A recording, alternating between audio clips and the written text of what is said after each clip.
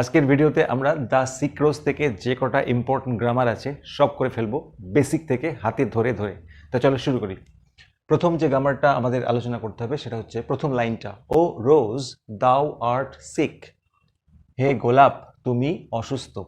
করতে হবে সেন্টেন্সটাকে নেগেটিভ, না বাচক, অর্থাৎ এর মধ্যে একটি না থাকবে। তুমি অসুস্থ মানে তুমি সুস্থ নও। তাহলে দেখো, ও রোজ দাও মানে তুমি, আর্ট মানে হও, ইউ আর। ও রোজ দাও আর্ট সিক। সিকের উল্টো কি করব? Not well. কমপ্লিট। ও গোলাপ তুমি সুস্থ নাও, অর্থাৎ ও গোলাপ তুমি অসুস্থ। যেমন হি ইজ টল মানে হি ইজ নট শর্ট, সেরকম। নেক্সট ওয়ান, আচ্ছা এই সেন্টেন্সটি আমি পরে আসছি। এটা দেখো, the invisible worm has found out thy bed. অদৃশ্য পোকাটি তোমার বিছানাকে খুঁজে পেয়েছে। এটা করতে হবে ভয়েস চেঞ্জ। তাহলে আমাদের ভয়েস চেঞ্জ শিখতে গেলে একদম বেসিক থেকে শেখাচ্ছি। এই পাঁচটা নিয়ম তোমরা অবশ্যই সবসময় মনে রাখবে। অবজেক্টটি প্রথমে সাবজেক্ট হবে, টেন্স অনুযায়ী বিভাব বসবে, তারপরে ভার্বের থার্ড ফর্ম, তারপরে বাই বসে এবং সবশেষে সাবজেক্টটি অবজেক্ট হবে। কিভাবে দেখে নিচ্ছি।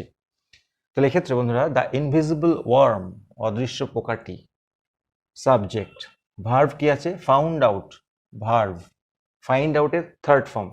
কি খুঁজে পেয়েছে? দাই বেড তোমার বিছানাকে, এটা হচ্ছে অবজেক্ট।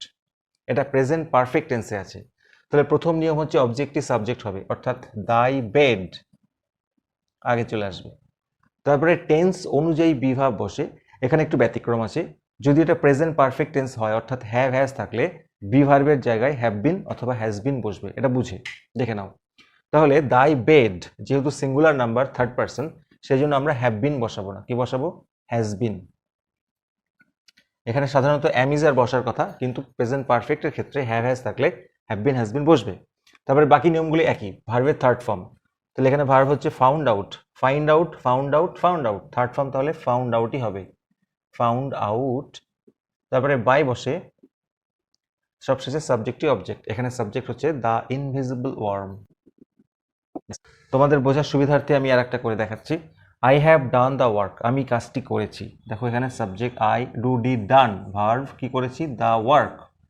তাহলে দ্য ওয়ার্ক অবজেক্টটি সাবজেক্ট হলো। এবারে টেন্স অনুযায়ী বিভাব বলতে অ্যামিজার বসাবে না, এখানে কি হবে? হ্যাভ হ্যাজ থাকলে আমরা হ্যাভ বিন হ্যাজ বিন বসাবো। এবারে দ্য ওয়ার্কটা অবজেক্টটি সাবজেক্ট হয়ে গেছে, এটা সিঙ্গুলার নাম্বার মানে একটি, তাই জন্য হ্যাজ বিন বসাবো। তারপরে ভার্বের third form do did done, এক্ষেত্রে করাই আছে। তারপরে বাই এবং সবশেষে সাবজেক্টই অবজেক্ট, আই থাকলে মি। কমপ্লিট। এবারে এই সেন্টেন্সটাকে দিয়ে তোমাদের কমপ্লেক্স করতে দিতে পারি। The invisible worm flies in the night, অদৃশ্য পোকাটি রাতের আধারে ওড়ে। এটা খুবই সোজা একটা কমপ্লেক্স সেন্টেন্স। শুধুমাত্র আমাদের এই অংশটুকুকে বড় করলেই হয়ে যাবে। দেখো, দ্য ইনভিজিবল ওয়ার্ম রাতের আধারে ওড়ে, অর্থাৎ দ্য ওয়ার্ম যেটা কিনা হুইচ ইজ ইনভিজিবল। তাহলে দ্য ইনভিজিবল ওয়ার্মটাকে ভাঙলে হয়ে যাচ্ছে the worm which is invisible, relative clause. তারপরে যা আছে তাই, ফ্লাইজ ইন দ্য নাইট। একটু ভালো করে বুঝে নাও, অদৃশ্য পোকাটি রাতের আধারে ওড়ে। তাহলে যে পোকাটি অদৃশ্য সেই পোকাটি রাতের আধারে ওড়ে। এই যে চলে আসলো, কমপ্লেক্স সেন্টেন্স হয়ে গেল। হুইচ দিয়ে করলাম রিলেটিভ ক্লজ। এরপরে আমরা এই সেন্টেন্সটিকে নিয়ে কিছু কাজ করব। And his dark secret love does দাই লাইফ ডেস্ট্রয়, ভেরি ইম্পর্টেন্ট। তাহলে অ্যান্ড হিজ ডার্ক সিক্রেট লাভ, এটা হচ্ছে সাবজেক্ট, এটা এক্সট্রা। ডাজ দাই লাইফ ডেস্ট্রয়, তোমার জীবনকে ধ্বংস করে। বন্ধুরা, ধ্বংস করে এটা হচ্ছে ভার্ভ, এটা লাস্টে দেওয়া আছে, সাধারণত এখানে দেওয়া থাকে সাবজেক্টের পরে। কি ধ্বংস করে? দাই লাইফ, এটা হচ্ছে অবজেক্ট, একটু উল্টে দেওয়া আছে, আর কিছুই না। তাহলে আমাদের অবজেক্টটি প্রথমে সাবজেক্ট হয়, এটা হচ্ছে অবজেক্ট দাই লাইফ, আর তার আগে অ্যান্ড আছে, এটা বসিয়ে নেব। এবারে দাই লাইফ, এটা প্রেজেন্ট টেন্সে আছে, সিম্পল প্রেজেন্ট টেন্সে আছে, এই জন্য আমরা প্রেজেন্ট টেন্সের বিভাব অর্থাৎ অ্যাম ইজ আর এর মধ্যে থেকে বসাবো। দেখো, দাই লাইফ কটা? তোমার জীবন একটি, থার্ড পার্সন সিঙ্গুলার নাম্বার, তাই জন্য ইজ বসবে।